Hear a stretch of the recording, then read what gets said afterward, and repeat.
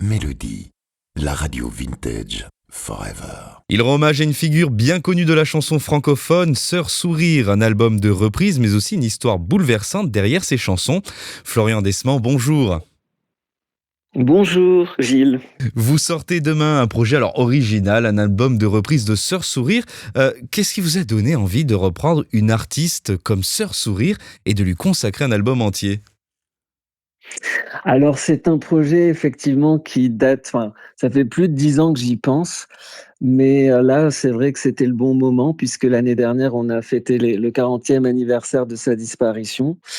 Quand j'ai découvert Sœur Sourire, c'est vrai que ça a été un peu comme un choc pour moi par ce contraste à la fois entre ces chansons, si fraîches et joyeuses et à la fois son histoire tragique puisqu'elle s'est suicidée, hein, malheureusement donc il y a 40 ans, 41 ans et c'est vrai que ça je me suis beaucoup retrouvée en elle, cette liberté, cette fragilité, franchement, je et puis en plus de ça, dans la lettre, d'adieu qu'elles avaient laissée avec sa compagne, ça lui tenait vraiment à cœur qu'on se souvienne d'elle, de ne pas mourir pour le monde et qu'elle survive dans la pensée des gens et donc c'est pour cela que j'ai tenu à lui rendre cet hommage. Et oui, et puis on connaît tous Dominique, mais vous avez fait le choix d'aller beaucoup Eh, plus loin, de montrer aussi un répertoire plus méconnu de son répertoire. C'était important pour vous de réparer une forme d'oubli de Sœur Sourire ?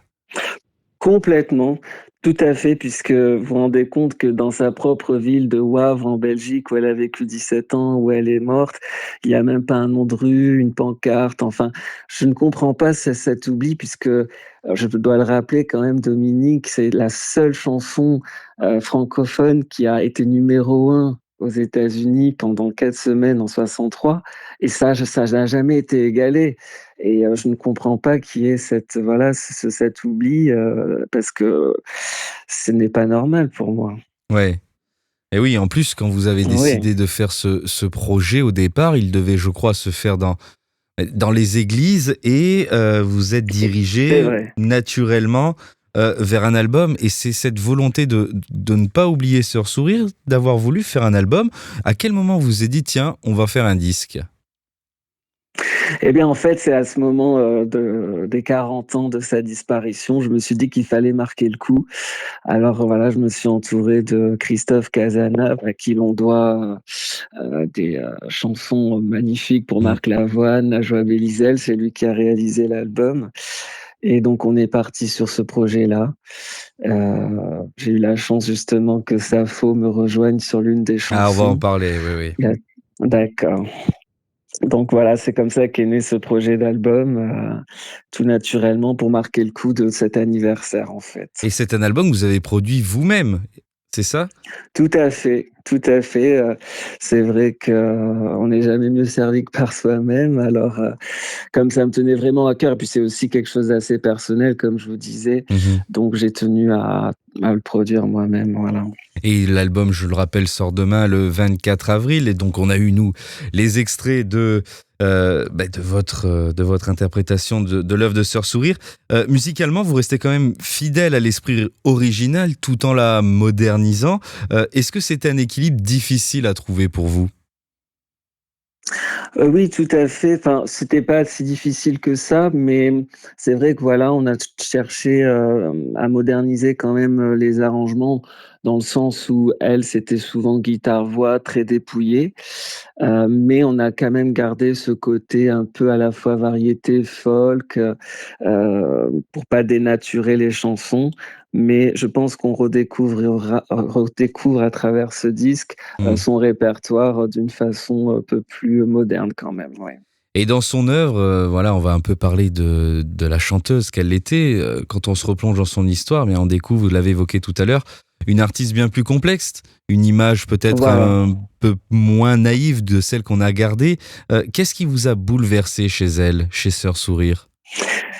Bah, ce qui m'a bouleversé, c'est vrai que c'est, plusieurs choses. Déjà, ce contraste, comme je disais, voilà, entre sa vie et ses chansons, parce que quelque part, c'est vrai que c'est une martyre un peu des temps modernes, une martyre de la chanson, malgré elle et puis, aussi, ce côté anticonformiste puisque quand même quitter le couvent il y a pile 60 ans, en 66, elle avait, 33 ans en plus l'âge que je vais avoir, donc on a quelques coïncidences et puis comme ça sortir des chansons très engagées pour l'époque, sur la pilule, sur la place des femmes dans la société, sur les conservateurs.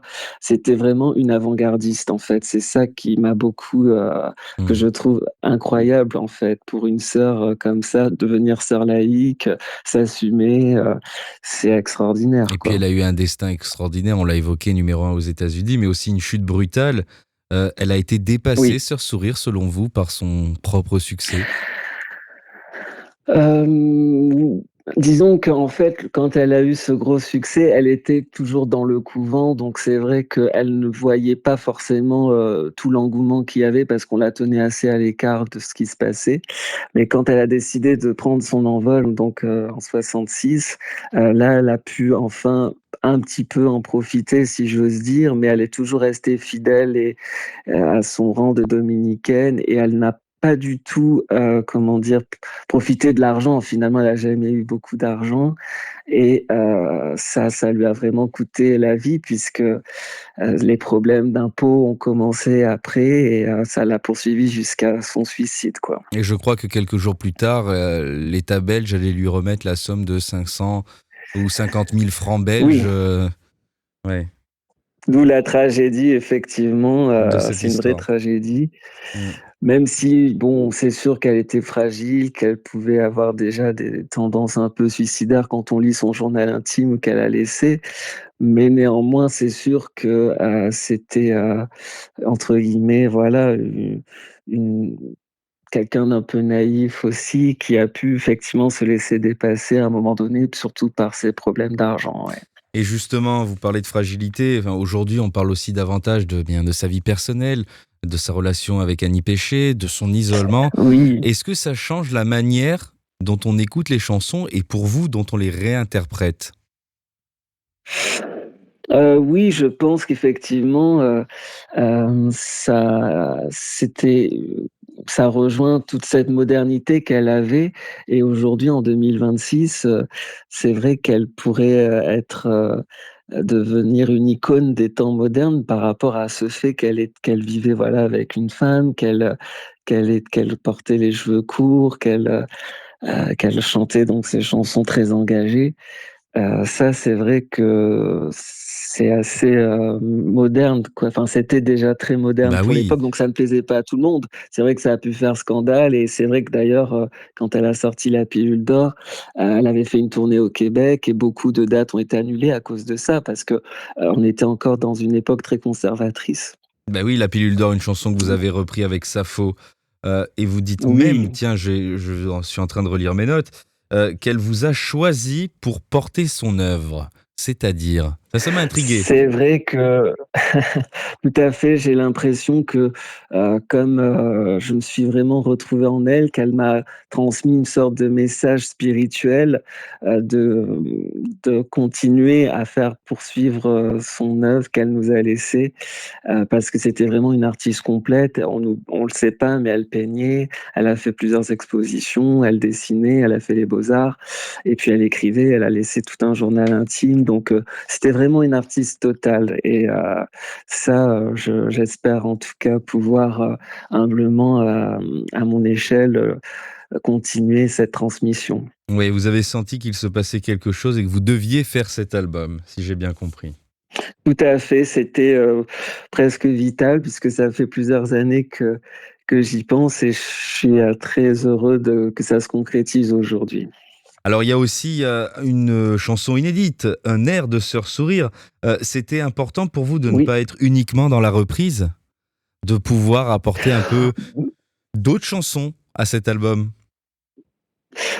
c'est vrai que c'est une idée aussi de mon enfin du compositeur Christophe Cazenave qui avait suggéré de faire une chanson, où je racontais un peu son histoire. C'est vrai, étant moi-même auteur-compositeur, parce que j'avais déjà sorti un album il y a 2 ans, ça me plaisait bien aussi de pouvoir, faire cette chanson-là, donc c'est vrai que ça s'est fait un peu naturellement, mais en tout cas, j'ai essayé de rester aussi dans la patte de ses compositions à elle, tout en racontant son histoire, ouais. Bien sûr, et puis voilà, dans cet album, il y a un peu de vous, bien sûr. Il y a les reprises que l'on connaît, et il y a ce duo avec Sappho. On Oui, l'a évoqué tout au long de cette interview, la pilule d'or. Alors bon, c'est évidemment, sujet sur la contraception. Comment est née voilà. cette rencontre avec Sappho? Comment ça s'est passé? Tiens, votre enregistrement, votre collaboration tous les 2. Eh bien, écoutez, ça a été très fluide, elle m'a dit oui tout de suite. C'est vrai que j'ai pensé à elle parce qu'en fait, elle avait enregistré déjà en 78 une version de Dominique avec le groupe Odeur et je D'accord. me suis dit: «Tiens, ce serait intéressant de boucler la boucle comme ça» et puis ça lui tenait à cœur aussi de participer à cet hommage et voilà, elle s'est prêtée au jeu avec générosité et je suis vraiment ravi de ce duo. Oui, bah écoutez, c'est l'album de un air de Sœur Sourire, voilà, qui sort Oui. le 24 avril. Et puis parlons un peu de vous. Vous avez dit que vous avez fait tiens un précédent album. Et alors il y a eu un parcours. Vous avez chanté en groupe si je me trompe pas. Il y a la télévision, le Oui. premier album solo. Est-ce que ce projet tiens marque un tournant dans votre carrière, un renouveau, un chemin différent? Tiens, dites-nous un peu. En tout cas, je pense que c'est une continuité. C'est un projet peut-être un peu à part, c'est vrai, mais en tous les cas, je souhaite, pouvoir, le transporter aussi, sur scène et de faire un spectacle hommage à Sœur Sourire, qui pourrait, durer, plusieurs années, puisque c'est un peu intemporel et puis il faut continuer de raconter son histoire. Mais c'est vrai qu'auparavant, j'avais fait des choses assez différentes, j'avais, collaboré donc avec un groupe bordelais, Les Drones, on avait fait quelques télévisions et puis ensuite, j'ai fait aussi, mon premier album. Mais tout ça forme un tout finalement. Ouais, c'est la continuité. Oui. Et vous dites avoir découvert d'ailleurs Sœur Sourire à l'adolescence. Comment on découvre Sœur Sourire? C'est vos parents qui le mettaient dans la voiture? Alors, c'est assez, le hasard parce que c'est vrai que bon, Dominique, c'est un peu dans l'inconscient collectif, tout le monde connaît un peu cette chanson et moi, j'étais tombé sur une émission de disco, je me souviens, présentée par Amanda Lear et ils avaient mis un extrait de Sœur Sourire donc dans sa version parce qu'elle avait fait un comeback en 82 en faisant une version un peu Disco, disco oui, de oui, oui. Dominique. Voilà et j'avais donc découvert cette archive, cet extrait et je me suis dit, «C'est étonnant». J'ai été voir après sur Wikipédia et cetera et puis là, j'ai vu son histoire, qu'elle s'est suicidée et cetera et ça m'a donné envie d'en savoir plus. Alors j'ai vu tous les documentaires, les livres, je me suis vraiment documenté à fond. J'ai été, à Wavre et cetera et depuis, c'est vrai que c'est comme ça qu'a commencé ce lien, en fait, ouais. Vous avez même enregistré un clip, je crois, à Wavre, non? Le Oui, je même suis allé justement, le même qu'elle? c'était à côté de Wavre, voilà donc exactement, on a été sur l'abbaye de Villers où elle avait tourné justement ce clip de Dominique version disco, effectivement pour le clin d'œil. C'est ça, bah, écoutez, l'album s'appelle Un air de, Sœur Sourire. Vous avez prévu, tiens, une tournée dans les églises, c'est la prochaine étape? Peut-être pour ceux qui sont C'est la admirateurs de prochaine Sœur étape, Sourire? effectivement.